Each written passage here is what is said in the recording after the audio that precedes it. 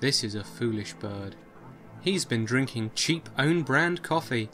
His tiny, fragilous ovarian body is now full of vicious chemicals, which the makers of own-brand coffee use to wash their beans.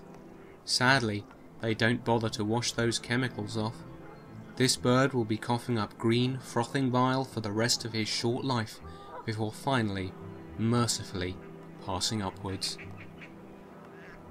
This is a sensible bird. He's been partaking in a smooth, full-flavorated, relaxing, fair-trade, super eco-friendly, jasmine-soaked, aromatic Indo-Chinese mountain blend. He will be welcomed into heaven with a chorus of marshmallow trumpets, and serenaded by 1930s crooners like Bing Crosby. Be a sensible bird. Egbert Lomack.